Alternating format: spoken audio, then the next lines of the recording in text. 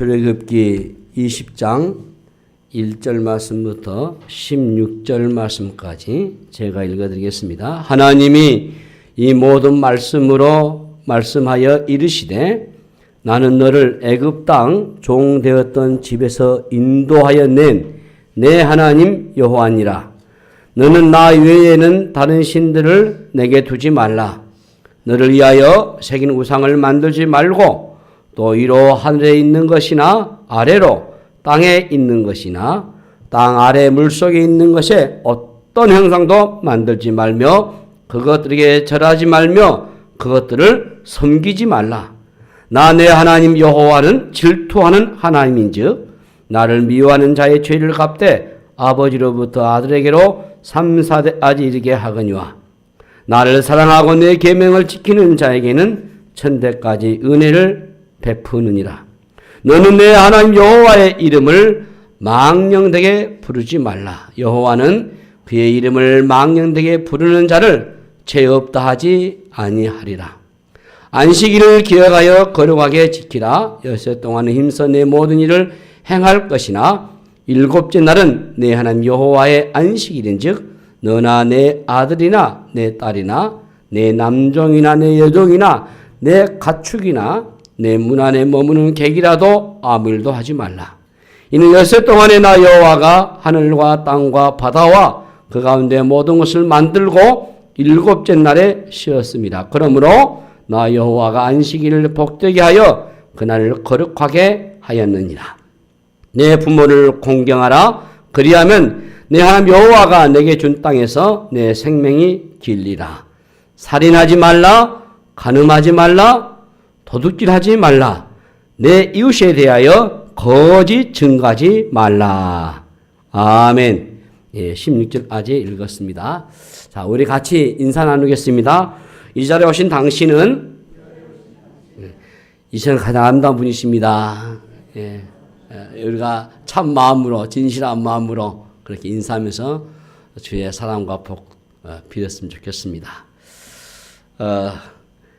김병태 씨가 쓴 관점이라는 책에 분일 출판사 나온 책 한 구석에 이런 내용이 실려 있습니다. 한국 전쟁 전에 그때 월남한 이 평양 출신의 한 남자가 있었어요. 그는 30년 동안 줄고 군인으로 살다가 지난 1988년에 정년 퇴임을 했습니다. 퇴임한 후에 그는 책 판매원으로 또 경비원으로 열심히 살았어요. 그리고 1998년 이제 61살 생일 이 회갑을 앞두고 위암 수술을 받았다고 합니다. 위도 4분의 3을 도려낸 아주 큰 수술이죠. 기도하는 마음으로 그가 그때부터 창세기를 펴들었어요. 창세기부터 요한계시록까지 읽은데 꼬박 2달이 걸렸다고 합니다. 이암 수술을 마친 지 2년쯤 지나서 또 한 번 암과 싸워야 했어요. 이번에는 눈이었습니다. 힘든 투쟁 시간이었어요. 2007년 말에 칠순을 앞둔 그는 다시 성경 읽기에 도전을 했다고 합니다. 그리고 약 6년 만에 신구약 성경 300독을 돌파했어요. 그것도 외눈으로. 어찌 쉬운 일이 있겠습니까? 하지만 소중한 일이었어요. 그가 이토록 성경을 사랑하는 데는 이유가 있어요. 다른 게 있는 게 아니고 순전히 부끄러움 때문이었다고 고백했습니다. 그는 평생 기독교인으로 살면서 더군다나 교회 장로라고 하는 꼬리표를 달고 있으면서도 정작 성경을 일독조차 하지 못했다고 하는 사실, 그건 자신과 하나님만 아는 비밀이었어요. 그에게 성경 읽기는 이미 익숙한 일상으로 자리를 잡았다고 합니다. 아침 일찍이 그 아내가 싸준 도시락을 챙겨서 버스를 타고 도서관으로 가고 주위에서는 거의 고시생 수준으로 그는 혀를 내릴 정도로 성경을 읽고 또 읽었다고 합니다. 이대한 하나님의 사람들은 이처럼 하나님의 말씀에 잠기는 즐거움을 만끽하는 거죠. 하나님의 말씀이 우리 인생을 비춰주는 등불이 되지 않겠습니까? 길 같은 인생의 길목에서 하나님의 말씀을 의지해서 우리가 한 걸음씩 나아간다면 아무런 우리 한국 교회의 형편도 저는 소망이 있다고 봅니다. 여러분 성경을 더 사랑하시고 하나님의 말씀 성경을 열심히 읽기에 힘쓰시기를 바랍니다. 그러면은 흔들리는 우리 한국 교회를 하나님이 바로 잡게 해 주실 겁니다. 예, 이제 십계명 중에서 이제 거의 마무리 시점에 있습니다. 예, 오늘 내 이웃에 대해서 거짓 증거하지 말라. 첫 번째 되겠어요. 병원에 가서 검사하는 것은 왠지 좀 꺼림직하죠. 예, 뭔가 좀 드러날 것 때문에 두려움 때문에 그래서 별로 검사하려고 하지 않죠. 그러나 병원에 가서 검사를 하고 또 어떤 질병을 발견하면은 기분은 나쁘지만 그것을 치료하면 건강을 얻을 수 있기 때문에 좋은 일입니다. 우리가 십계명을 계속 다루다 보니까 우리의 죄가 자꾸 드러나죠. 예, 대충 확인하는 게 아니고 우리의 죄 문제를 아주 정밀하게 검증하는 작업이기도 하는 겁니다. 작은 것도 하나가 드러나면 그것을 하나님 앞에 가지고 와서 구하셔야 돼요. 그리스도의 십자가 앞에 가지고 나가서 용서를 구하면 깨끗이 제거된 줄로 믿습니다. 우리 안에 어떤 질병이 발전돼 가지고 암이 되면은 생명에 치명적인 영향을 주는 것처럼 우리의 죄 문제가 평소에는 별것이 아닌 것처럼 여길지 모르겠지만 그것을 그대로 두면은 우리의 삶 전체를 파괴하고 망가뜨리게 됩니다. 이런 시간들을 통해서 여러분들이 우리 자신을 다시 한번 정확하게 들여다보고 그리스도의 십자가 앞에 나아가는 은혜가 있기를 바랍니다. 이 죄인의 속성이 무엇입니까? 죄인의 속성은 거짓말이에요. 거짓말하지 않고 사는 사람은 아무도 없을 겁니다. 어린 아이들도 가르쳐주지도 않았는데 거짓말을 참 잘하죠. 죄 본성이거든요. 우리 안에 있는 이 죄성이 거짓말을 하게 합니다. 우리 한국은 사기성이 매우 높은 나라도 알려져 있어요. 통계하면 OECD 국가 중에서 사기죄가 가장 많은 나라도 꼽힙니다. 이것은 속이는 사람도 많다는 얘기가 되기도 하고 또 속는 사람도 많다는 얘기죠. 우리 사회의 특징 중에 하나가 바로 거짓입니다. 우리는 거짓말을 일상에서 범하는 죄로 흔하기 때문에 가볍게 여기는 경향이 있습니다. 살인이나 간음이나 도둑질에 비하면 경미한 것처럼 취급될 가능성이 있지만은 결코 그렇지 않습니다. 이 십계명의 계명 중에서 경중을 따진다고 하는 것은 별로 의미가 없어요. 모든 죄는 거미줄처럼 서로 연결되어 있어요. 그래서 이 거짓은 살인과도 연결이 되고 도둑질과도 연결이 되고 간음과도 연결이 됩니다.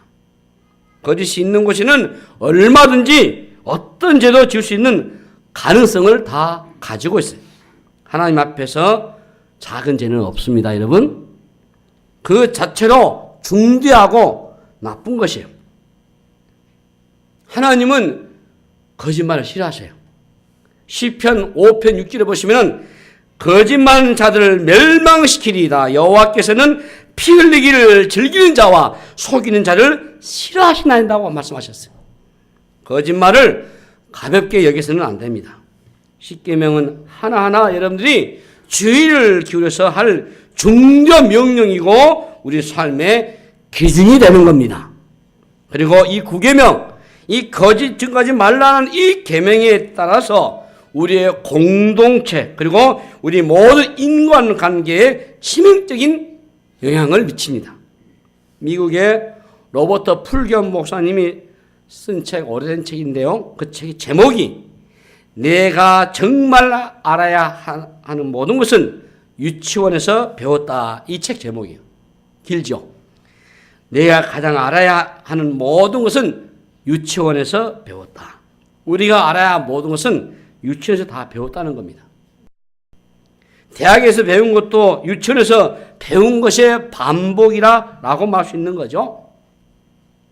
윤리나 법정이 한 모든 것도 선과 악의 무엇이든지를 배운 유치원의 연장선상에 있다는 거죠.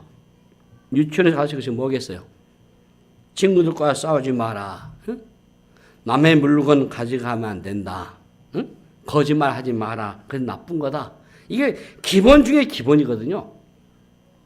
세상을 들여다보면은 다 거짓의 문화죠. 그리고 우리 의식 속에 이 거짓말을 하지 않고 어떻게 살아가느냐. 예? 거짓말하지 않고 세상을 어떻게 살아갈 수 있는 것이냐라고 이게 깔리단 말이에요. 거짓말이 워낙 보편화되어 있기 때문에 거짓말을 죄로 여기지 않는 경향이 있어요. 이게 아주 무서운 겁니다, 여러분. 예, 거짓말은 세 가지가 있어요. 첫 번째가 거짓말, 두 번째는 새빨간 거짓말, 세 번째는 통계입니다. 이 통계 거짓말이 아주 많아요. 지난번 이맘때쯤에서 전국이 촛불로 데모를 했어요. 그런데 그때마다 통계가 나오는데 다 틀려요. 경찰 추산이 틀리고 집회 측 추산이 틀리고 방송국이나 추산이 다 틀립니다. 교회도요. 교회 숫자 다 틀려요. 이 종교 인구 센서에 보면은 기독교, 불교, 가톨릭 다 합쳐서 우리나라 보고 보면은 우리 대한민국 인구보다 더 많습니다. 허수를 말하는데 그 안에 허영이 있는 거죠. 진실 이야기할 때 오해하는 게 있어요. 어떤 사람은 얘기할 때 그러잖아요.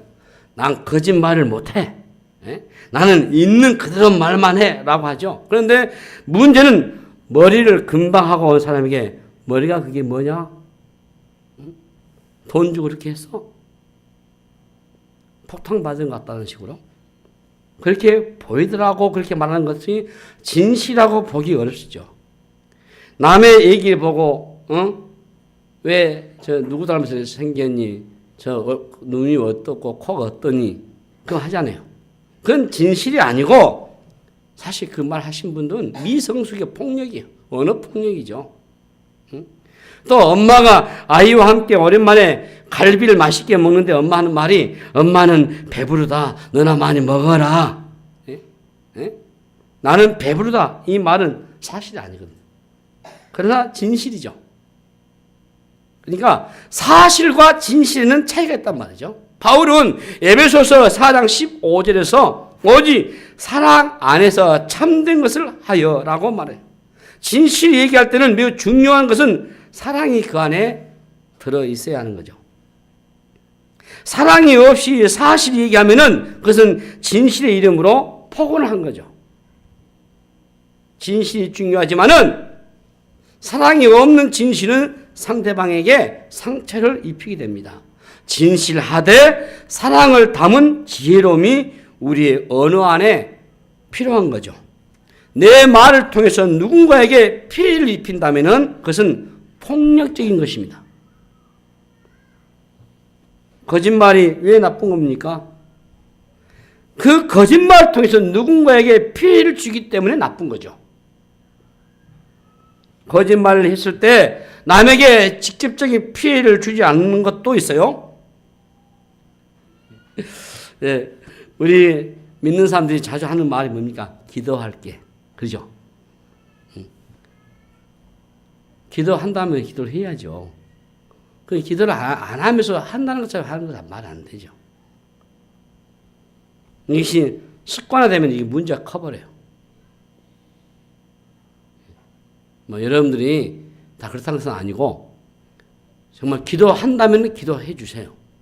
기도를 안 하면서 기도한다는 것처럼 하면 안 되죠. 다른 사람에게 피해 끼치는 것은 이건 악한 거짓말 되는 거예요. 법정에 설 때 하는 거짓 증언이 있잖아요. 어떤 사고 났을 때 폭력을 목격한 한 사람의 증언이 얼마나 중요하겠습니까?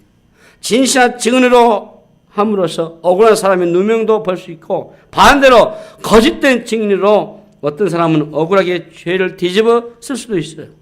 거짓 증언을 함으로써 어떤 사람에게 불이익을 줘서는 안 되는 거죠. 그래서 증인에게 매우 중요한 것은 양심적인 고백입니다. 공동체 안에서 어떤 사안에 대해서 진실성 여부를 가리기에 참 어려울 때가 있어요. 예, 사건 자체에 대한 진실성보다도 누구의 편인가에 따라서 많이 이게 달라져요. 나와 좋지 않는 사람에 대한 것이라면 애곡되게 표현을 합니다. 그리고 폄하하죠. 나도 모르게 또 덧붙이고 이게 거짓말이 되는 겁니다. 반대로 나와 가까운 사람이면 잘못된 것인데도 여기서 미화시켜요. 그 안에 거짓이 들어갈 수도 있어요. 사실을 그대로 얘기하는 것이 아니라 감정이 개입되어서 자신의 진실이 왜곡되는 것을 우리가 거짓이라고 볼 수 있어요. 한번 실험을 했는데 내가 타고 가는 버스와 다른 차량과 시비가 붙었을 때에 버스에 탄 사람들은 버스 기사에게 유리한 증언을 했다고 합니다. 내가 버스를 타고 있는 것 때문에 그 버스 기사와 승객이 한통속이 된 거죠. 그래서 전부 한편이 돼가지고 반대쪽 차량을 향해서 손가락질하고 고함을 지른 겁니다. 일종의 사고의 편향성이 일어나는 거죠. 거짓말의 얼굴은 천의 얼굴하고 우리 삶에 나타납니다. 사실을 기반으로 하지 않는 일방적인 추측과 상상에서 만든 얘기들이 거짓말이에요. 그것은 전적으로 자기 중심적인 경험과 이해관계와 민감하게 이게 연결되어 있어요. 과대 포장하는 것도 거짓말이에요. 약장사들 얘기 들어보면 만병통치하는데 그렇지 않잖아요. 우리의 언어 안에 이 과장법이 참 많이 들어있어요. 어떤 아내는 남편을 바라보면서 나는 일평생 속고 살아왔다. 남편이 몇 번 속였는데 일평에 속였다 하면 되겠어요?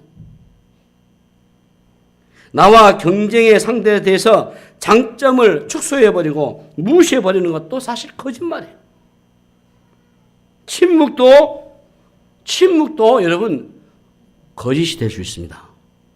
분명히 좋다고 평가를 할 만한데 언급을 회피하거나 모호한 태도를 보임으로써 사실상 좋은 것을 부정해버리는 태도, 그 침묵이 거짓이 될 수 있어요.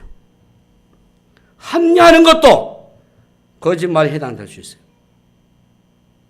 자신이 잘못한 것을 솔직히 인정해야 하는데 자꾸 이것저것 끌어당겨가지고 변명을 놓으면은 자기의 정당성을 주장하다 보면은 그것이 거짓말이 돼버리는 거예요. 좋지 않은 소문 퍼뜨리는 것도 거짓말이고, 소문에는 이 거짓이 참 많이 들어있어요. 특히 그 소문이 나와 별로 좋지 않는 관계에 있는 사람의 것이라면은 사실과 상관없이 침을 튀기면서 동조하게 돼 있어요. 당연히 거짓이죠. 자기가 좋아하지 않는 사람에 대해서는 지나치게 공격적인 발언, 악의적인 말들을 하게 되는 겁니다. 그러다 보면은 그 속에 거짓이 들어가요. 그래서 관계성이 참 중요한 겁니다. 내가 아는 것은 아는 만큼만 말하고 모르는 것은 모른다고 말하는 게 진실이죠. 아는 것까지만 말하고 모르면 모른다. 확실하지 않으면 약간 애매하다고 분명히 표현을 해줘야 하는데 마치 확신하고 있는 것처럼 말하면 거짓말이 될 수가 있는 겁니다. 내가 대충 짐작해서 의미성 루머를 퍼뜨린다면 어떤 사람의 인생에 치명적인 영향을 줄 수 있어요. 사실을 확인하지 않고 짐작이나 추측을 통해서 얘기하는 것도 나도 모르게 거짓말하는 죄를 범할 수 있습니다. 그래서 무엇이든지 간에 객관성이 있어야 하는 겁니다. 자기의 주관에만 너무 사잡혀서 그것을 마치 확신하는 것처럼 얘기하다가 틀릴 때 그것이 거짓말이 되는 거죠. 그러니까 자기가 보는 관점이 마치 전부인 것처럼 말하는 태도는 본의 아니게 거짓말을 많이 하게 되는 것입니다. 우리의 죄성은 자신에 대해서는 매우 우호적이고 남에게 대해서는 나쁘게 폄하하려는 속성이 있어요. 그러므로 하나님 앞에서 우리의 말이 정말 정직한가를 늘 점검하면서 우리가 이 9계명을 범하지 말아야 할 것입니다. 우리는 수도 없이 약속을 많이 하죠. 하나님에게든 사람에게든 우리가 약속을 할 때는 신중하셔야 돼요. 여러분. 특히 저를 비롯해서 우리 직분자들, 중직자 여러분들, 중직자는 황준직, 목사, 장로님, 안수집사님, 시무 권사님들, 예? 여러분 직분 받을 때 어땠습니까? 공회 앞에서 여러분들이 서야 했잖아요. 하나님 앞에서 공회 앞에서 서야 했잖아요. 그것은 공적인 약속입니다, 여러분. 약속을 했다면 지켜야 하는 거죠. 약속을 지키지 않으면 안 되죠. 안 되죠. 그래서 교회도 너무 많은 사역을 하도록 해가지고 사람들이 거짓말이 되지 않도록 하는 것도 저는 매우 중요한 부분이다라고 얘기해요. 특별히 리더의 자리에 있는 분들도 공약은 너무 많이 하지 않도록 하는 것이 좋아요. 나는 이렇게 하겠다. 이게 거짓말 되는 가능성이 많거든요. 여러분, 이 정치인들 얼마나 공약을 남발합니까? 선거철에 정치인들이 약속했던 대로 다 된다면은 이 세상이 파라다이스가 됐을 겁니다. 또 수군거림 속에서도 거짓이 들어가 있어요. 남의 뒤에서 중상모를 하는 것, 남의 뒤에서 남을 비방하고 흉보는 것, 다 이게 9계명에 포함되는 죄라고 이렇게 볼 수 있어요. 거짓말의 폐해가 뭐겠어요? 거짓말의 죄는 우리 삶의 전체에 악의 영향을 미칩니다. 거짓이라는 것은 사실 아닌데 사실인 것처럼 꾸미는 거죠. 실제는 없는 것인데 있는 것처럼 만드는 것이 거짓이죠. 허구를 실제처럼 만드는 것이 거짓이죠. 이 모든 것을 거짓을 꾸며서 사람들이 감쪽같이 속는 거죠. 모든 인간관계는 물론이거니와 공동체 이 국가 사회 전체를 흔들어 놓는 것이 사실은 진실의 문제죠. 그러므로 오늘 우리의 삶 속에서 이 9계명은 이 공동체에는 치명적인 영향을 줄 수 있는 겁니다. 그래서 에베소서 4장 25절 말씀 보시면은 그런즉 거짓을 버리고 각각 그 이웃과 더불어 참된 것을 말하라. 이는 우리가 서로 지체가 됨이라.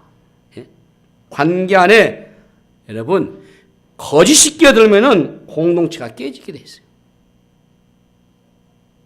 바울은 이 공동체를 우리 셰베에서 이 공동체를, 이 교회를, 그리스도의 몸이라고 말하지 않아요. 그래서 우리는 다 지체들이라는 겁니다. 몸으로서 우리가 할 게 있는데, 이 마지막에 거짓을 말하고 참된 진실을 행하지 않는다면 이 공동체의 몸이 파괴되는 거예요.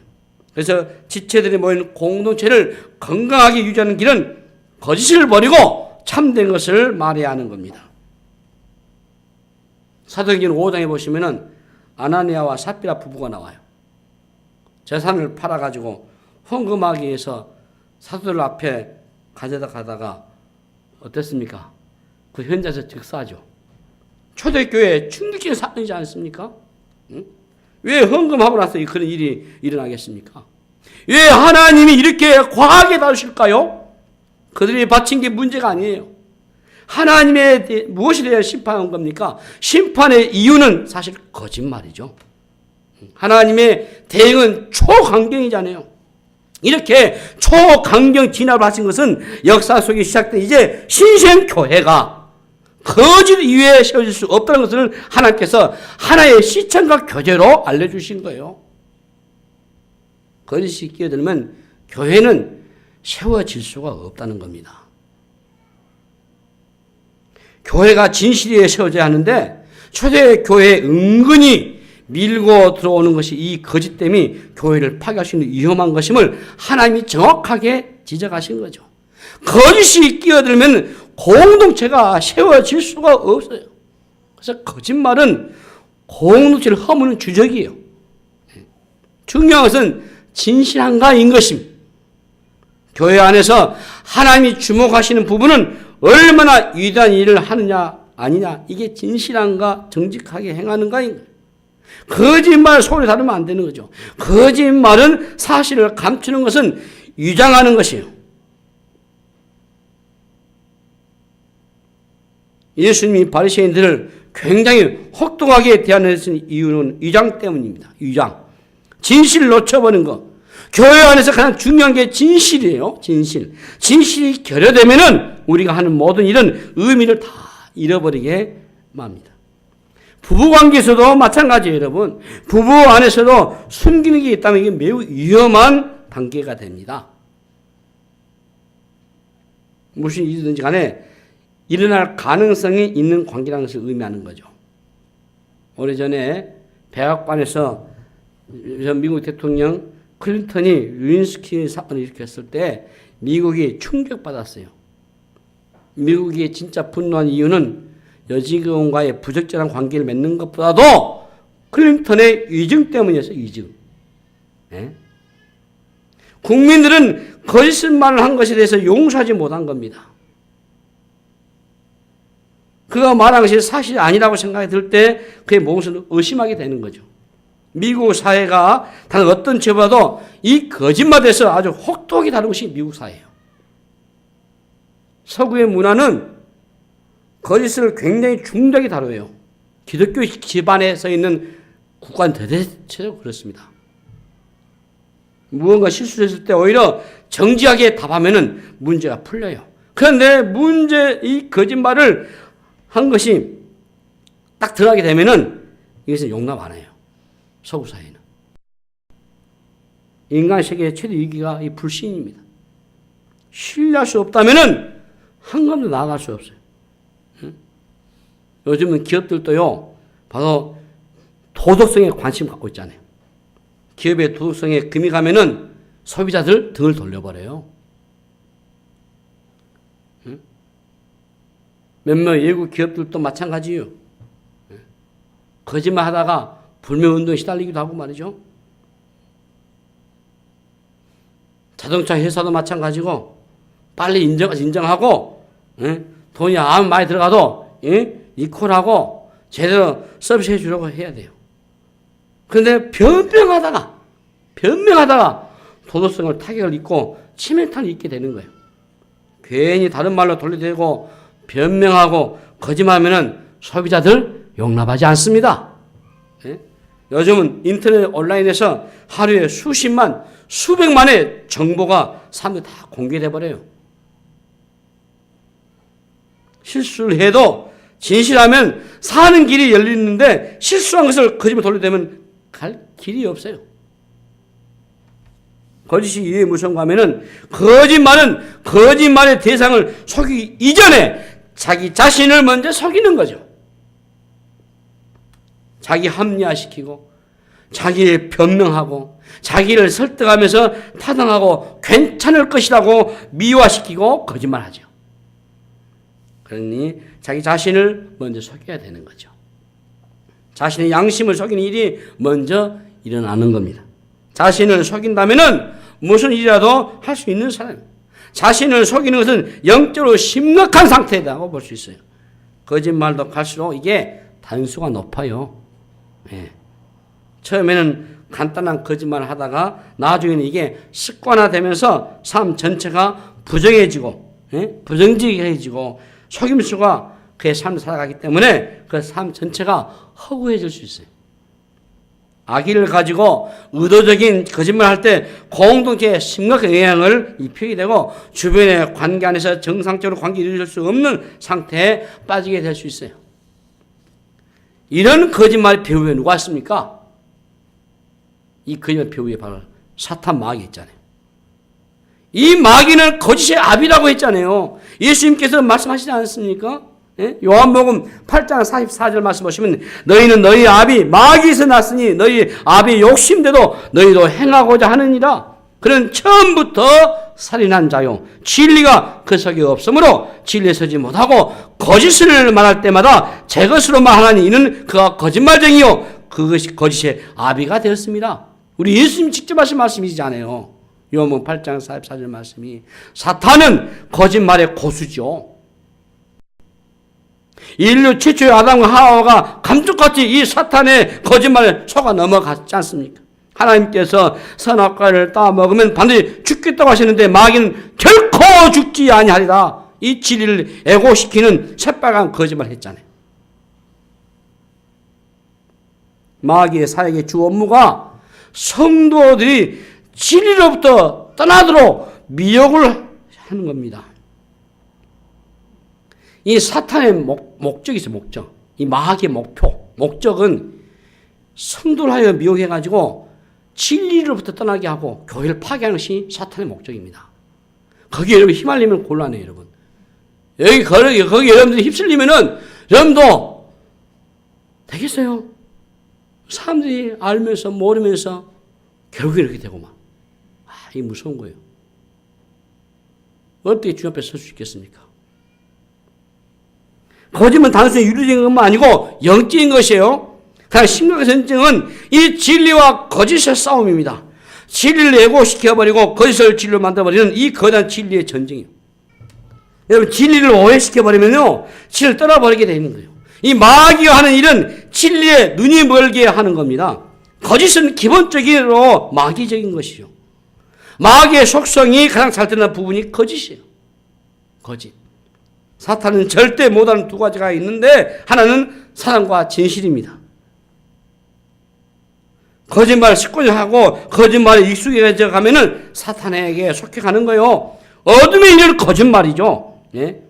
거짓말은 무질서하고 거짓을 통해서 세상을 혼란하게 만들어요. 만약 거짓말에 익숙해 있다고 한다면 여러분 사탄의 도구가 될 가능성이 아주 높습니다.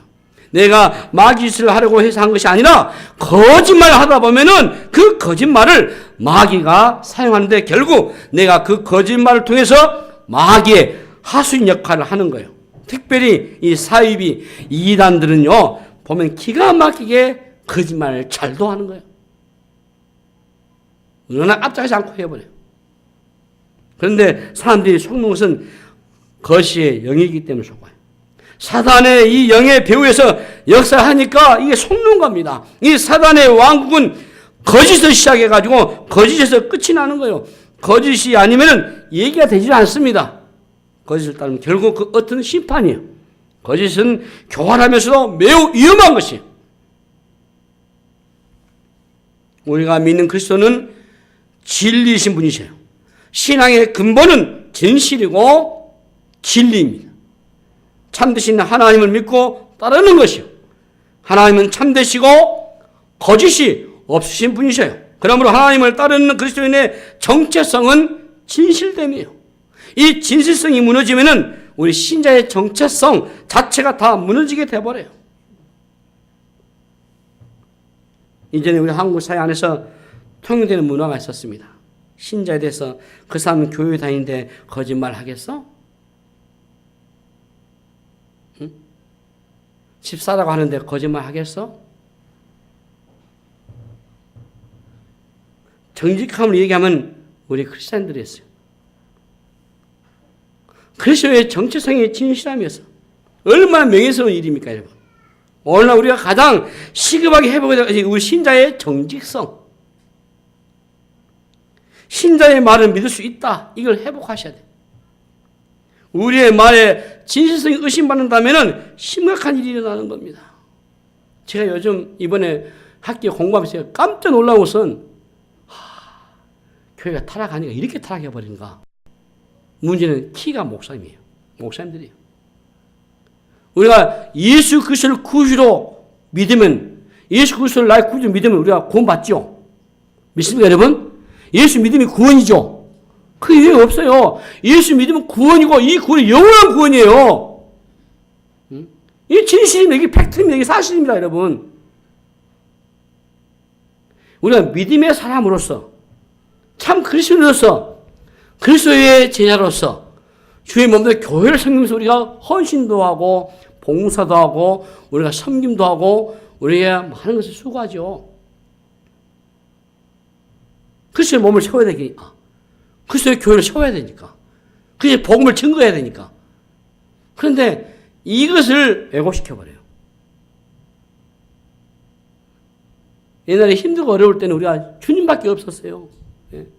주님을 믿고 열심히 믿음 생활하면은 하나님이 우리에게 은혜도 주시고 복도 주시고 그래서 하나님이 큰 축복하신다 해서 우리가 열심히 했는데 지금은 다 살 만큼 잘 살거든요.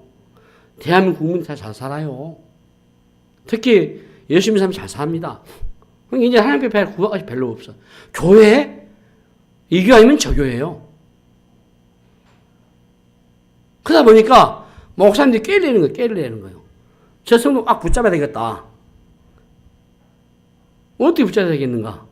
진리를 바꿔버리는 거예요. 예수 믿어도 열심히 하지 않으면 안 됩니다. 열심히 여러분들 정성 다해서 기도도 많이 하고 헌금도 많이 하고 봉사 많이 하십시오.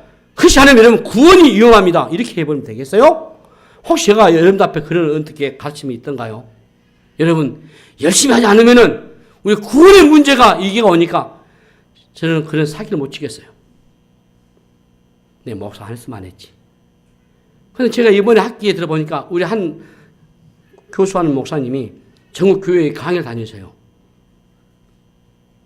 그런데 전라도도 그러고 경상도도 그러고 강원도도 그러고 이 목사님들이 복음을 말하고 진실을 말하면 목사님 그만하십시오. 이게 우리는 안 통합니다. 그리고 어떻게 진실되게 복음 전해서 교회가 됩니까? 이 어려운 판에. 그래서 이분이 설문조사를 했어요. 무려 70% 목사님들이 거기 동의해 본 거예요. 충격받아 이분이 총신대에 와가지고 학신들도 조사해보니까 학신들도 70% 나오는 거예요, 지금. 성인 구절 딱 돼요, 성인 구절을. 마태 보면 뭐가 나옵니까? 주여, 주여 하면 다 천국 가는 것이 아니에요, 여러분. 그래서 이상하게 만들어가지고, 행함으로 요청해봐요. 보상으로. 우리의 구원은 예수 믿음 뿐이셔요. 여러분들이 믿음 생활을 충실히 하시고, 말씀을 사시고, 진실하게 사시고, 열심히 사시고, 주의 교회를 위해서 봉사 여러분들이 희생하고 수고하면은, 우리에게 뭐가 있습니까? 하늘나라 상이 있죠. 이 땅에서 상보다는 그 나라의 상이 더 크잖아요, 여러분. 저는 그걸 여러분이 강조하지 않습니까? 그런데 그렇게 하지 않으면은 수고하고 봉사하고 섬기지 않으면은 봉사하지 않으면은 헌금하지 않으면은 구원과 연관돼 있다? 이게 저는 충격적이다 봐요. 이렇게 교회 정신 훼손되면 되겠어요? 안 되죠. 이제 말씀을 맺으려고 합니다, 여러분. 말씀이 우리 안에 충만해야 합니다. 우리 안에 들어있는 게 나와요. 그래서 우리는 하나님의 말씀에 머물러 있고 그 말씀을 먹는 삶을 살면 그 말씀이 우리를 진리의 삶으로 이끌어 줄 줄로 믿습니다. 주님은 진리를 알지 진리가 너희를 자유롭게 한다고 하셔.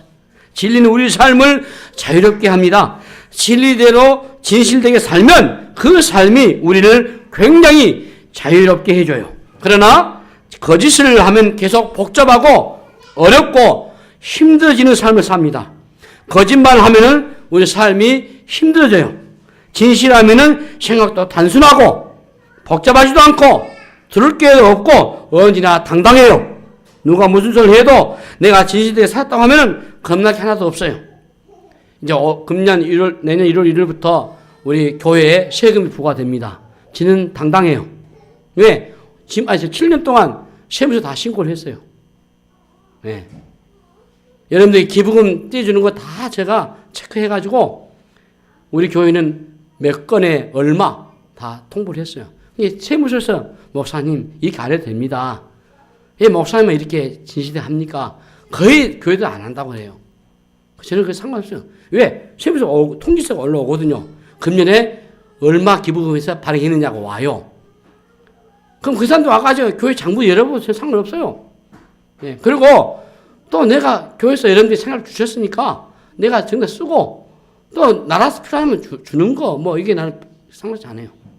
근데 이번에 보니까 이제 통과됐고 또 우리 교회야 여러분 알다시피 규모가 적기 때문에 큰 무리는 없습니다.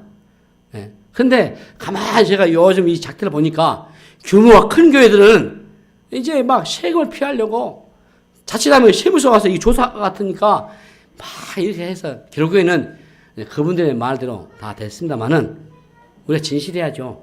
세상에서도 교회가 진실하고 그러면은 우리 꿀릴 게 뭐가 있습니까? 당당하는 거죠. 살기를 말하고 또 요구하고 받을 건 받고 줄 건 주고 뭐 이게 정당한 거 아닙니까? 우리는 우리에게 무엇을 얼마나 열심히 이단을 하고 있는지는 잘 묻지 않습니다. 진실한 걸 물으셔야 돼요. 진실한 걸. 우리의 열심은 정직함에 기초를 둬야 합니다. 거짓은 모두 드러나게 되어 있어요. 거짓은 심판을 받게 되어 있습니다. 예수님은 늘 말씀을 하실 때마다 내가 진실로 진실을 내게 이르노니 하셨어요. 이 진실로가 뭡니까? 따라서 합시다. 아멘. 아멘이죠. 예수님은 중요한 얘기를 할 때마다 진실로 진실로 예수님은 진실로 진실로 아멘 아멘 이렇게 말씀하셨어요. 그분은 진실 그 자체였습니다. 우리 모두 참되신 하나님의 백성다움을 회복하시고 우리 안에 거짓 영이 떠나가고 진실한 회복이 일어나기를 주님의 이름으로 축원합니다. 마지막으로 시편 19편 14절에 나의 반석이요 나의 구주자신 여호와여 내 입의 말과 마음의 묵상이 주님 앞에 연락되기를 원하나이다 라고 고백했습니다. 우리의 고백, 저와 여러분의 고백이 되어야겠습니다. 하루를 보내고 침상에서 주님 오늘 하루 동안 내 입에서 나왔던 내 모든 말들과 내 마음에 묵상했던 것들이 하나님 아버지 앞에 연락되기를 원합니다 라는 고백을 할 수 있어야 하겠습니다. 여호와여 거짓 입술과 속인 혀에서 내 생명을 건져달라고 시편 122절의 말씀처럼 해야 합니다. 이것이 시인의 기도예요. 하나님이 도와주셔야 되는 겁니다. 너희가 에베소 5장 8절 9절 하고 끝내겠습니다. 너희가 전에는 어둠이더니 이제는 주 안에서 빛이라. 빛의 자녀들처럼 행하라. 빛의 열매는 모든 착함과 의로움과 진실함에 있느니라 했어. 어둠의 세계에서 했던 삶이 거짓이라는 거죠. 그러나 이제는 우리가 주 안에서 빛이라. 빛의 자녀들처럼 행하는데 빛의 자녀들의 뚜렷한 특징은 모든 착함과 의로움과 진실함이에요. 우리 옛사람은 거짓이었습니다. 거짓으로 도배해서 살아왔어요. 그것이 우리 온몸에 배어있습니다. 입만 열면 거짓이었어요. 그러나 이제는 그리스도 안에서 우리는 빛의 자녀들이 되었습니다. 우리에 일어난 놀라운 변화가 있다면 그것은 언어의 변화입니다. 거짓이 사라지고 우리 안에 있는 참된 진실이 여러분의 입술에서 흘러나올 때 하나님과 우리의 관계가 회복이 되고 우리를 둘러싼 모든 인간관계 새로운 회복의 역사가 일어나게 될 줄로 믿습니다. 믿음의 백성들이 진실됨으로 신자됨의 진가를 드러내셔서 하나님께 영광을 돌리고 여러분의 모든 관계에 새로운 변화가 일어나고 여러분의 품성이 또 여러분의 삶에 풍성한 그런 인간관계가 이루어지는 은혜가 되시기를 주님의 이름으로 축복합니다. 기도하겠습니다. 하나님 아버지 은혜를 감사합니다. 9계명의 첫 번째로 오늘 이 거짓 증거하지 말라 말씀하셨음을 믿습니다. 우리에게 오직 참함과 진실함과 거룩함만 하다가시옵소서. 감사하고 우리 구주 예수 그리스도 이름으로 간절히 기도하옵나이다. 아멘.